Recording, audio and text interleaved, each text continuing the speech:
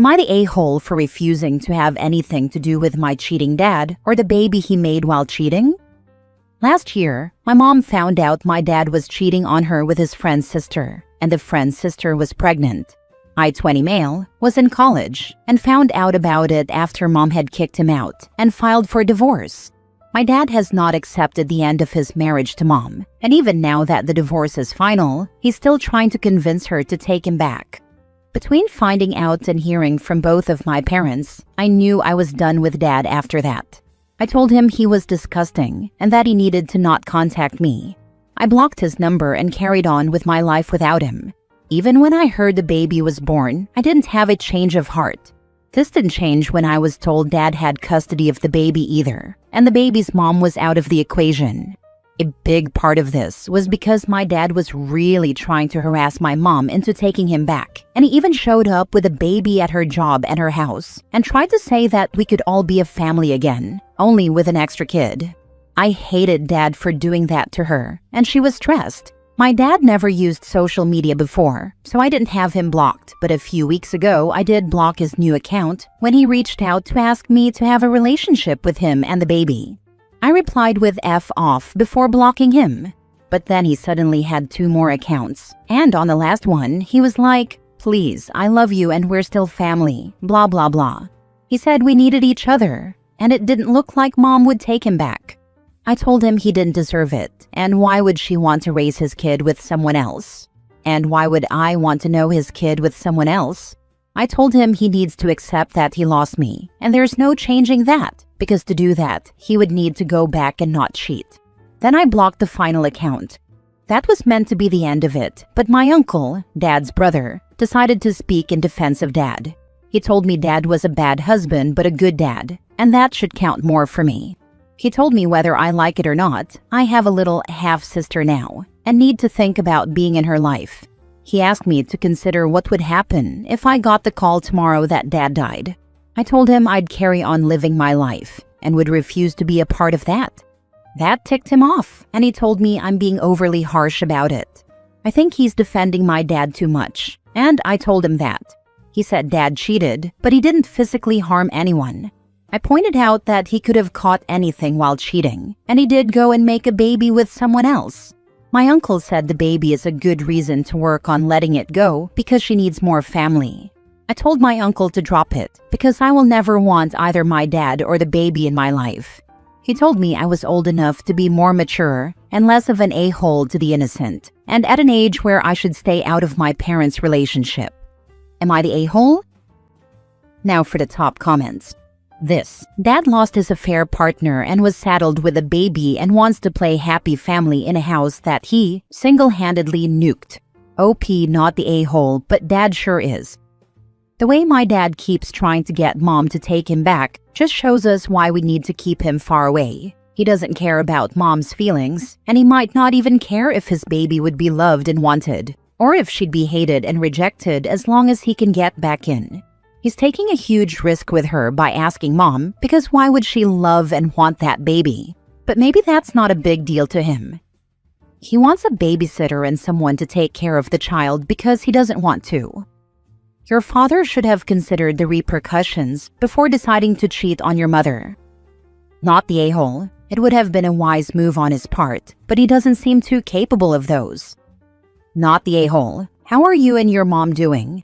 He cheated with his friend's sister, so I'm assuming your dad knows that family, and they should provide family support. And he clearly has a brother that's okay with infidelity, so that's one more person for his daughter's family unit. And none of them are you and your mom. I wish you and your mom the best. My mom's really stressed because dad won't leave her alone. I know she called the cops twice and went to a lawyer to see what she could do to keep him away. Right now, that's nothing. They don't want to know. I'm doing okay, disgusted with him and trying to be there for mom, and I feel awful she's dealing with his manipulative attempts to win her back.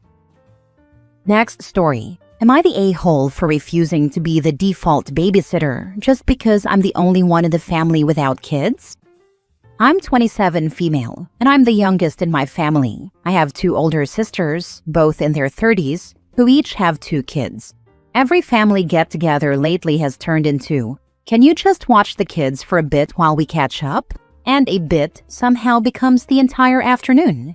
I love my nieces and nephews, but I don't go to family events to be a free babysitter, while everyone else relaxes with a glass of wine and talks about Bridgerton. I just want to eat some food and gossip with the adults too. Last weekend, I came to a barbecue, and the second I walked in, I got handed a diaper bag and told, "You're on kid duty." I literally hadn't even taken off my shoes yet. So this time, I said, "Nope, not today," and just sat down with my plate of food like everyone else. Cue the drama. One sister said I was being selfish and don't understand what it's like being a mom. The other tried to guilt trip me with, "You have no responsibilities. You should help." Huh? Because I'm single and child-free, I owe them free childcare? Now the group chat is cold, and my mom says I could have helped a little to keep the peace. But I feel like if I keep saying yes, they'll never stop treating me like the built-in babysitter. I wasn't rude, I just said no. Am I the a-hole for drawing a line? You're within your rights to keep saying no. Your sisters are being ridiculous. No is a complete sentence. Your mom is wrong for encouraging you to essentially be a doormat. Even if they needed help, there are better ways to ask for it rather than being D-heads. You're not the free family slave because you have no kids. Thanks for this. Honestly, that line, "no is a complete sentence," hit me hard. I've always felt kind of pressured to just smile and go with it because I didn't want to start drama. But I'm realizing now that keeping the peace shouldn't always come at my expense. And yep, the way they just expect it now is what really bugged me. I wouldn't mind helping if they actually asked nicely and didn't treat me like the built-in nanny. Appreciate your comment. It made me feel way less crazy for finally saying no. Maybe their husbands should have stepped up. Yes, dads can parent too.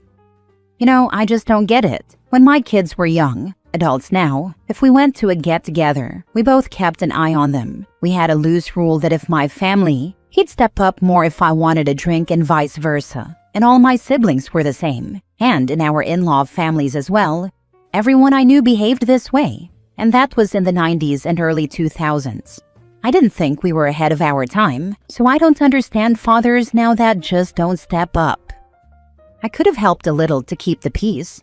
Why is it that in order to keep the peace means I have to bend over? Everyone else is peaceful when I'm raging internally. Peace comes when it's at my expense. F that. You all can watch your own damned kids, not the a-hole. Oh my god, yes, that part hit me hard. Keep the peace basically just meant don't rock the boat, even if you're drowning quietly. It's always on the easygoing one to suck it up. I swear if I had $1 every time I was expected to be the chill one just so others could have it easier, I'd be rich and babysitter free, haha. Thank you for getting it. It's honestly so validating to know I'm not crazy for setting one small boundary. Is there any reason your mom couldn't help out to keep the peace? Because mom and dad want to catch up with their girls, and they can't do that with kids in the way. And OP doesn't count because she's still a teen. I know she's not, but to her parents she is, and she hasn't started a family yet.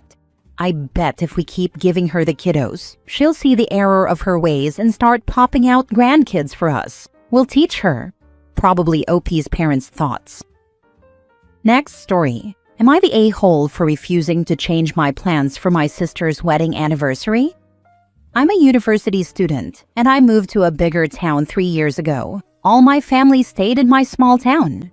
Last year, I didn't visit them during summer vacation because I got a part-time job and wanted to raise some money. That same year, in August, my sister got married.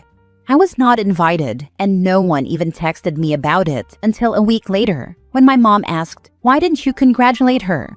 Then I explained to her that I had no idea she got married. A few months later, I learned that my aunt and sister still think I did it on purpose because I knew she was pregnant. I learned about her pregnancy from my mother too, because she, again, asked why I didn't congratulate her, and that I could have asked when the wedding would be. Also because my sister published photos from her wedding on her social media. This year, I was denied an internship and decided not to get a part-time job and to visit my family, because next summer I will try and apply for internships again.